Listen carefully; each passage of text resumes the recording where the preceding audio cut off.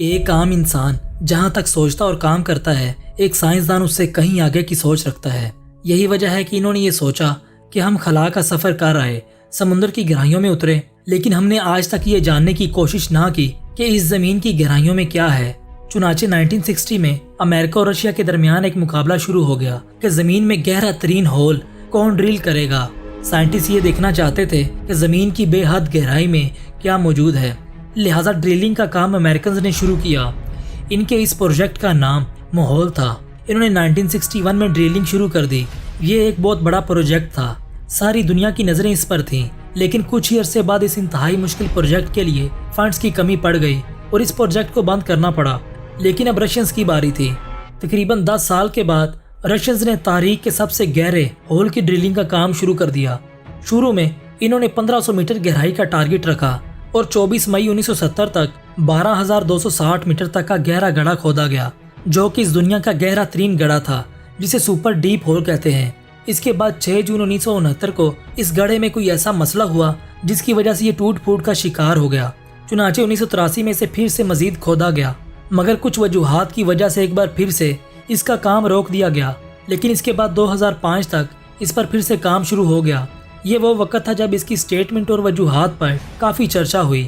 اس project کے بانی doctor ایزاکوو نے یہ بیان دیا کہ اس کھدائی کے دوران جب ہماری ٹیم 12,000 کی گہرائی تک پہنچی تو ہم نے عجیب و غریب قسم کی آوازیں سنی۔ ایسا لگتا تھا کہ کوئی ایک نہیں بلکہ بہت سے لوگ درد سے چلا رہے ہوں۔ اس آواز نے ہمیں بہت خوف زدہ کر دیا۔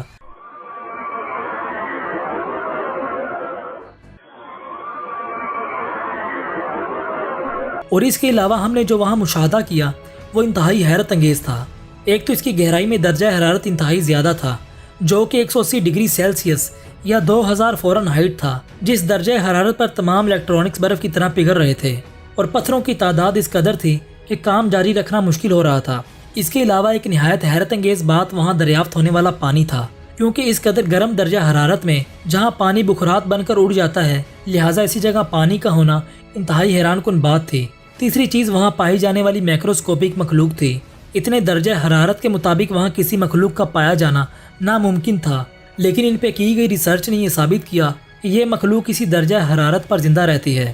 اس کے بعد وہاں پائی جانے والی گیسز تھیں، جن میں ہائیڈروجن، ہیلیم، نائٹروجن اور کاربن ڈائی آکسائڈ، جو کہ فضائی گیسز ہیں، وہاں موجود تھیں، جس نے سائنسدانوں کو مزید حیران کر دیا۔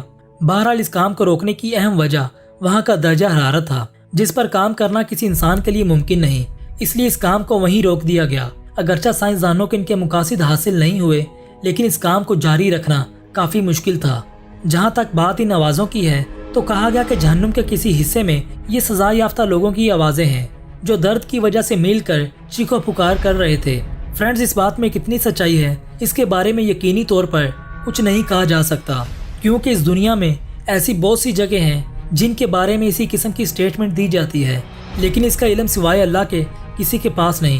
اگرچہ مفکرین کے مطابق جہنم کا ایک درجہ زمین پر ہے، لیکن اس کے متعلق ہم یقین سے نہیں کہہ سکتے کہ وہ زمین پر کس جگہ ہے۔ یہ اللہ کے رازوں میں سے ایک راز ہے جس کا علم کسی عام انسان پر نہیں کھل سکتا، لیکن یہ ضرور ممکن ہو سکتا ہے کہ اللہ نے بندوں کی عبرت کے لیے ایسی جگہوں کو قائم کیا ہو تاکہ لوگ اس سے عبرت حاصل کریں اور خدا کی خدائی پر ایمان لائیں اور توبہ کی طرف رجوع کریں۔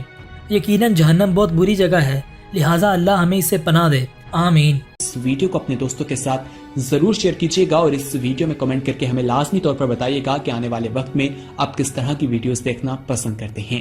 اور اگر آپ نے ابھی تک ہمارا چینل سبسکرائب نہیں کیا تو فوراً سبسکرائب کیجیے، ساتھ ہی بیل آئیکن پر کلک کریں تاکہ مزید آنے والی ویڈیوز جو ہم وقتاً فوقتاً آپ کے لیے اس چینل پر اپلوڈ کرتے ہیں وہ آپ کو وقت پر ملتی رہیں اور آپ ان سے مستفید ہوتے رہیں۔ اگلی ویڈیو تک ہمیں دیجیے اجازت، اپنا خیال رکھیے گا، اللہ حافظ۔